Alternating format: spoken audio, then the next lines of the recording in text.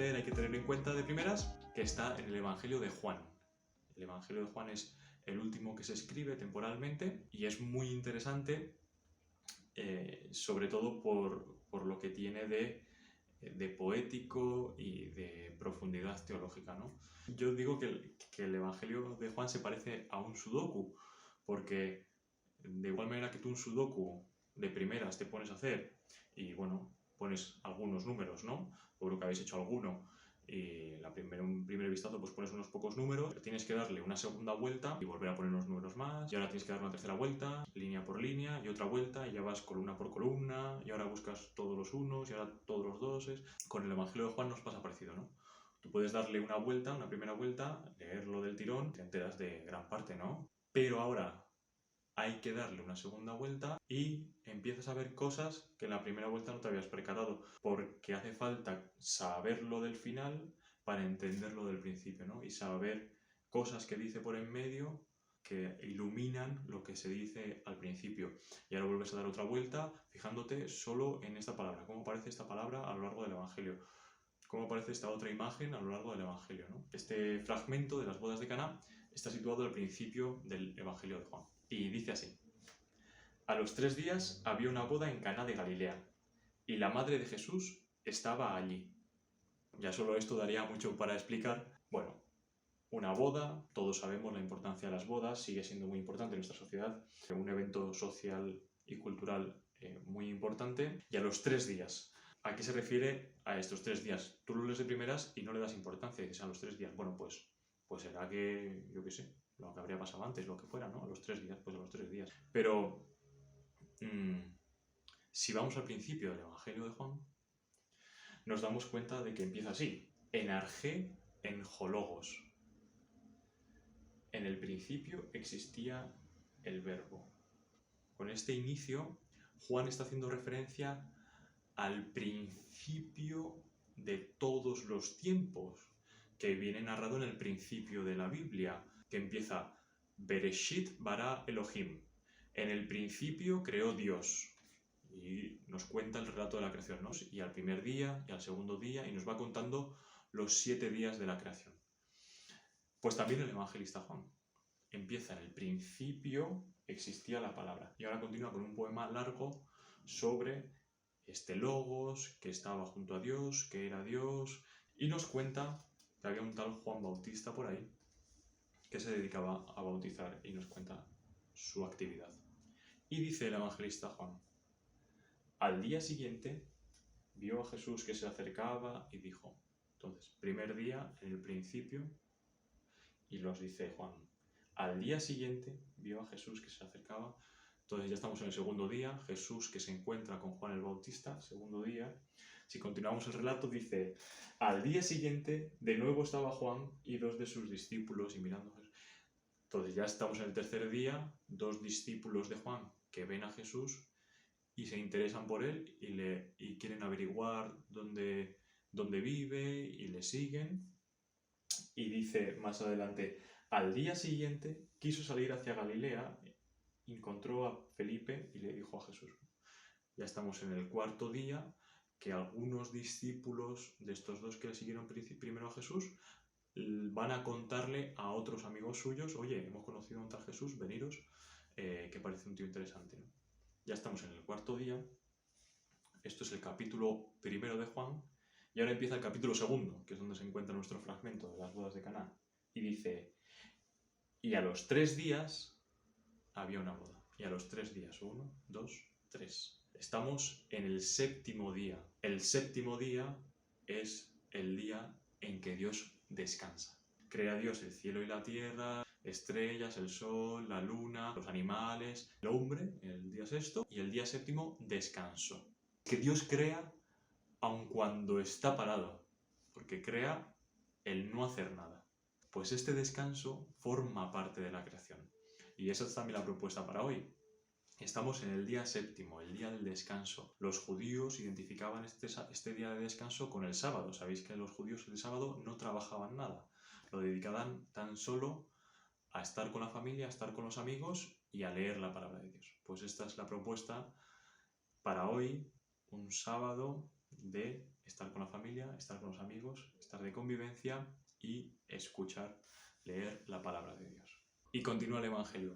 Jesús y sus discípulos estaban también invitados a la boda.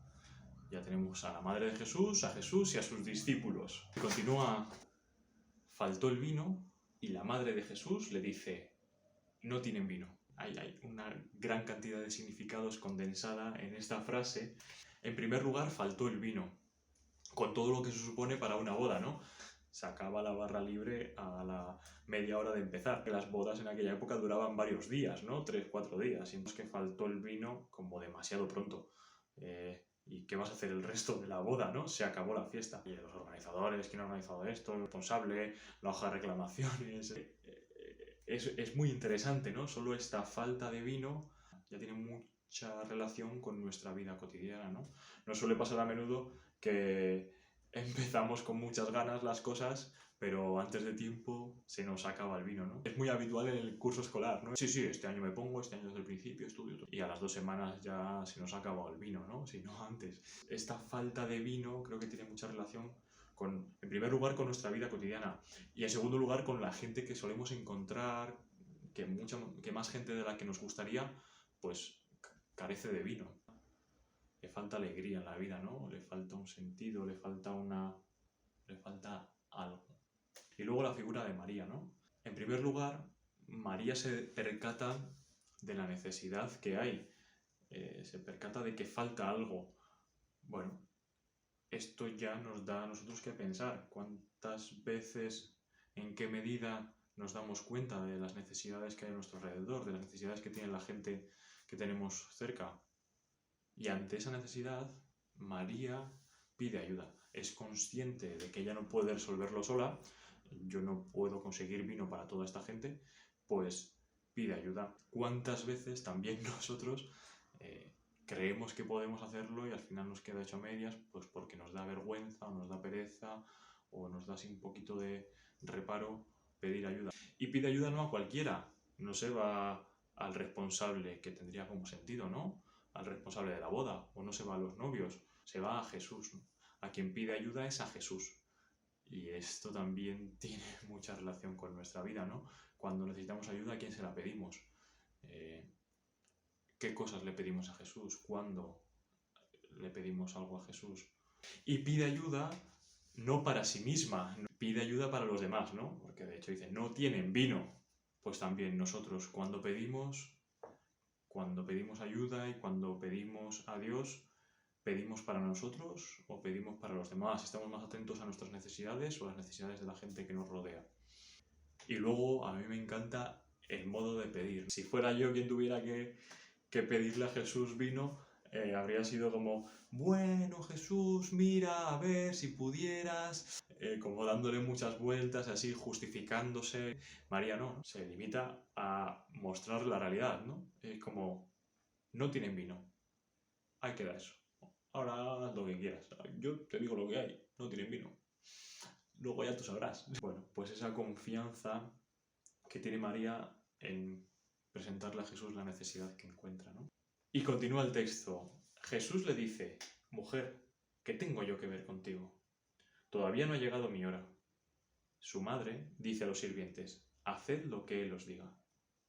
Bueno, este es uno de los pasajes más difíciles de traducir del Evangelio de Juan. En griego la respuesta de Jesús es algo así como, ¿qué a mí y a ti? No se ponen de acuerdo los estudiosos sobre cómo interpretar esto. Algunos traducen como, mujer, ¿qué tengo yo que ver contigo? Otros traducen como, ¿y a ti y a mí qué nos importa? Yo me inclino a pensar algo así como, ¿qué nos importa a mí y a ti? Como para resaltar que no lo hacen en beneficio propio, ¿no? No somos los novios, tampoco es que bebamos tanto vino, ya está, no nos importa mucho, ¿no? Que no haya vino, tampoco es muy grave, ¿no? Pero bueno, ya digo que no sabría decir así 100% seguro cómo hay que entenderlo, así que lo dejo a cada uno a su meditación y cada uno piense lo que considere, ¿no? A pesar de esta respuesta un poco confusa, un poco clara, María demuestra de nuevo su confianza ilimitada en Jesús, ¿no? Haced lo que Él os diga. Yo creo que esto es una de las enseñanzas fundamentales de María, que apunta constantemente a Jesús, ¿no? Haced lo que él os diga. Incluso las figuras que tenemos en nuestras iglesias de María Auxiliadora, al final María está como no solo sosteniendo a Jesús, sino también presentándolo un poco, ¿no? Como, bueno, este es el importante, haced lo que él os diga, ¿no? Y continúa diciendo el texto: había allí colocadas 6 tinajas de piedra para las purificaciones de los judíos, de unos 100 litros cada una. Jesús les dice: llenad las tinajas de agua. Y las llenaron hasta arriba. Esto que a veces no se le da mucha importancia, porque es como, bueno, pues haz esto, pues ya está. Pues yo creo que tiene un montón de importancia. Me di cuenta, en la Catedral de Oviedo tienen una tinaja de piedra que, bueno, ahí pone que es una de las tinajas usadas en las bodas de Caná. Yo tengo mis reservas, pero da una idea, sí que da una idea de qué es una tinaja de piedra de 100 litros de agua. Eso son como mínimo 100 kilos por el agua y después lo que pese la piedra, ¿no? Mover eso es un trabajo considerable. Y esa es la tarea que propone Jesús. Leyendo esto, yo me pregunto, ¿no? Oye, ¿no habría sido más fácil, pues que de repente todas las jarras estuvieran llenas de nuevo? ¿No puedes hacer aparecer vino? Habría sido más fácil. Bueno, pues al parecer no, ¿no? O sea, al parecer Jesús pide que haya un trabajo previo de llenarse de agua, de llenar las tinajas de agua, para que eso pueda ser transformado en vino. Las tinajas en la época en la que estamos, en el mundo grecorromano, también en el mundo judío, tienen este simbolismo del cuerpo. También San Pablo nos dice que somos como vasijas, representan al cuerpo humano, a la persona. Las tinajas que tenemos que llenar de agua, al final somos nosotros, ¿no? Hay un trabajo previo que tenemos que hacer, porque Jesús no puede simplemente llenarnos de vino, no puede simplemente imponernos una alegría, ¿no? Tenemos que ser nosotros quienes demos como ese primer paso que requiere un cierto esfuerzo de llenarnos de agua para que Jesús pueda esa agua convertirla en vino. Y continúa el texto. Entonces les dice: sacad ahora y llevadlo al mayordomo. Ellos se lo llevaron. El mayordomo probó el agua convertida en vino sin saber de dónde venía. Los sirvientes sí lo sabían, pues habían sacado el agua. A mí de primeras me llama la atención la poca importancia que se le da al milagro, ¿no? Pasa bastante desapercibido. Es como, bueno, probó el agua convertida en vino, pero eso, ¿cuándo ha pasado? ¿Cómo hizo Jesús? ¿Cuáles fueron las palabras mágicas ahí que pronunció? Da la sensación de que al evangelista, de que a Juan no le interesa mucho insistir en el milagro. De hecho, él no usa la palabra milagro en ninguna parte del evangelio, ¿no? Usa la palabra signos.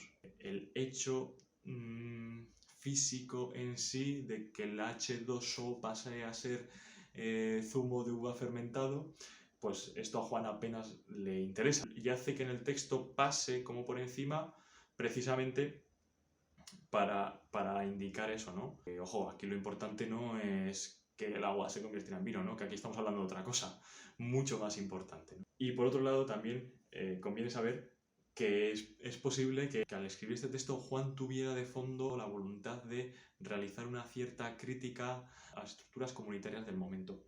Porque para hablar de los sirvientes usa la palabra diaconoi. Bueno, como ahora seguimos teniendo la figura del diácono, y eran las personas encargadas del servicio, del contacto con la gente, del contacto con los pobres, mientras que el jefe, el responsable de la comunidad, no se está enterando de nada, ¿no? Y sin embargo son estos diáconos, estos sirvientes que están a pie de calle, que están con la gente, que están trabajando, los que conocen de dónde viene ese vino, los que están en contacto con Jesús.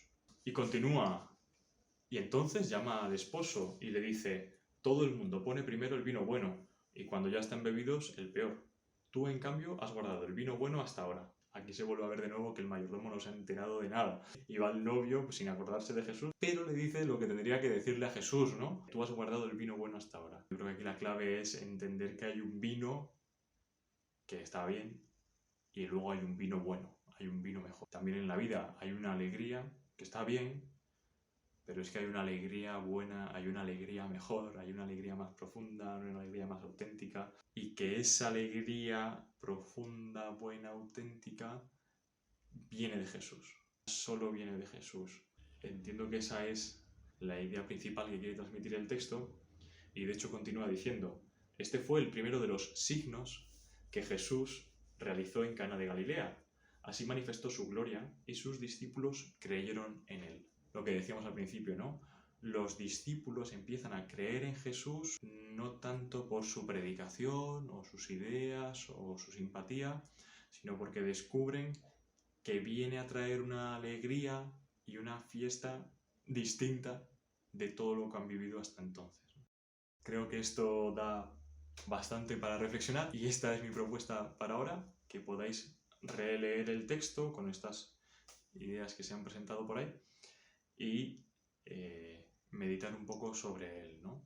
Para ello os propongo un pequeñísimo ejercicio muy clásico, que es imaginarse que se está dentro del texto después de leerlo varias veces y señalar, subrayar, remarcar aquellas cosas que te suscitan inquietud, que te mueven por dentro, elegir un personaje e intentar ponerse en su piel, ¿no?